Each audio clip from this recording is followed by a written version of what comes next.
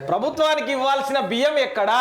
మీరు ఇవ్వకపోతే బరాబర్ రెవెన్యూ రికవరీ యాక్ట్ పెడతారు. రైస్ మిల్లర్ల తీరుపై హైకోర్టు ఆగ్రహం. చెప్పుతోను కొట్టాలి రైస్ మిల్లర్లని. ఈ మధ్య హైకోర్టు నిజంగా ఈ మధ్య మంచిగా మొట్టికాయలు వేస్తుంది. చెప్పుతోను కొట్టాలి రైస్ మిల్లర్లని. ఇది వాస్తవం. ఇది ప్రభుత్వానికి ఇవ్వాల్సిన బియ్యం ఎక్కడా? మీరు ఇవ్వకపోతే బరాబర్ రెవెన్యూ రికవరీ యాక్ట్ పెడతారు. మరి రైస్ మిల్లర్ల తీరుపై హైకోర్టు ఆగ్రహం. మిల్లర్ల నుంచి ప్రభుత్వానికి 10,000 కోట్ల బియ్యం రావాల్సి ఉన్నది. ఆ బియ్యం ఎటుపోయినాయి? దాదాపు 100 మిల్లర్లు ప్రభుత్వానికి బియ్యం ఎగ్గొడుతున్నారని కామెంట్. అక్రమాలను తేల్చేందుకు అవసరమైతే ఏసీబీకి ఆదేశాలు ఇస్తామని హెచ్చరిక. రాష్ట్రంలో రైస్ మిల్లర్లు ప్రభుత్వం ఇస్తున్న వడ్లను బియ్యంగా మార్చి తిరిగి ఇవ్వడం లేదు. అబ్బా, రైస్ మిల్లర్లు 10,000 కోట్ల బియ్యం అన్న. రైస్ మిల్లర్లు ప్రభుత్వం ఇస్తున్న వడ్లను బియ్యంగా మార్చి తిరిగి ఇవ్వడం లేదు. 1000 క్వింటాళ్ల బియ్యం మాయమవుతున్నాయి. అధికారుల లెక్కల ప్రకారం దాదాపు 10,000 కోట్ల విలువైన బియ్యం మిల్లర్ల నుంచి రావాల్సి ఉన్నది. మరి ఆ బియ్యం ఎటుపోయినాయి? పందికొక్కుల్లాగా రైస్ మిల్లర్లకు సంబంధించినటువంటి రైస్ మిల్లర్ల యజమానులు ఇంకా సివిల్ సప్లైకి సంబంధించినటువంటి అధికారులు పందికొక్కుల మాదిరి ఆ బియ్యంని తిన్నారు. అయితే ఆ బియ్యం ఎక్కడికి పోతాయి అంటే అన్న, ఈ 10,000 కోట్లకు సంబంధించినటువంటి విలువైన బియ్యం అన్నీ కూడా ఈ ప్రభుత్వానికి సంబంధించిన హాస్టల్స్, మధ్యాహ్న భోజనానికి సంబంధించినటువంటివి, నిత్యావసరంగా రేషన్ షాపుల్లో వచ్చేటువంటి బియ్యము, ఇగో ఈ బియ్యం, ఇవన్నీ ఈ బియ్యాన్ని పందికొక్కుల్లాగా ఈ ముండా కొడుకులు తిన్నారు.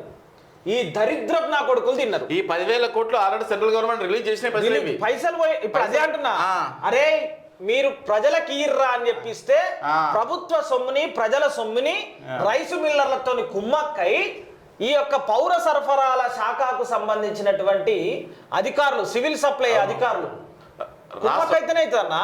వాడు చక్కగా ఉంటే వీడెందుకు ఏడే?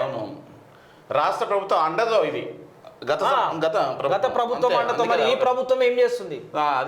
ఈ ప్రభుత్వం ఏ ప్రభుత్వం వచ్చినా కూడా ప్రజల సొమ్మును, విద్యార్థుల సొమ్ములను విద్యకు సంబంధించి, వైద్యానికి సంబంధించి, ప్రతి రేషన్ షాపుకు సంబంధించి ఇవన్నీ కూడా ప్రజలకు చెందాల్సినటువంటివి.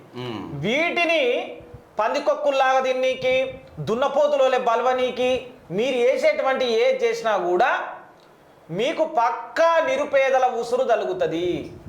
విద్యార్థుల భవిష్యత్తుతో ఆడుకుంటున్నటువంటి వీళ్ళందరూ చెప్తూనే కొట్టాలి. ఒక విషయం, ఈ 2024 అకాడమిక్ ఇయర్లో జూన్ 12 వరకు నేను పుస్తకాలు అన్ని ఇస్తా అన్నాడు కదా.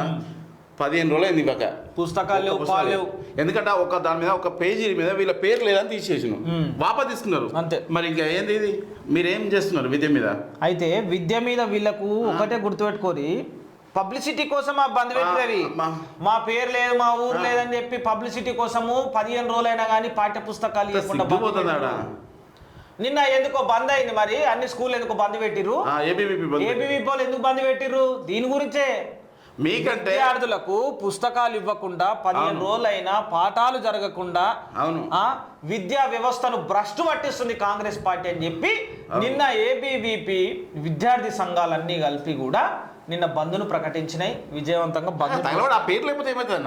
నిరసన పేరు లేకపోతే ఏంటంటే వీళ్ళు చదివేటప్పుడు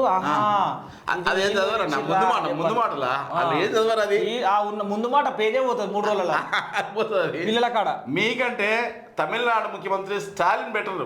ఎందుకంటే జయలలిత మనం అప్పుడు పాత వస్తున్నాయా, ఆమె పేరు మీద, ఆమె కిట్ మీద డైరెక్ట్ చేశారు. అది ఉన్నత లక్ష్యం. ఇదేంది ఇప్పుడు దీన్ని ఇది మార్చగా టీఎస్ ని టీజీ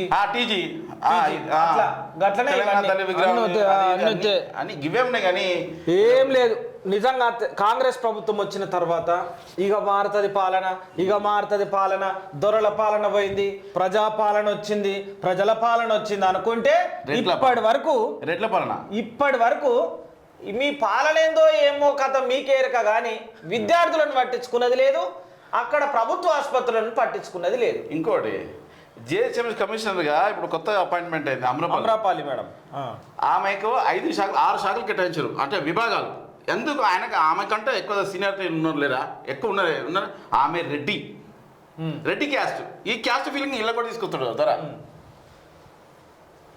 అయితే ఇంకొక విషయం కూడా చెప్పాలన్నా, క్యాస్ట్ ఫీలింగ్ ఉంటే పదవులు ఇచ్చుకోర్రి, కుర్చీల మీద కూసబెట్టుకొని మీ ఏమన్నా చేసుకోర్రి, కానీ పాలన మర్చిపోవద్దు.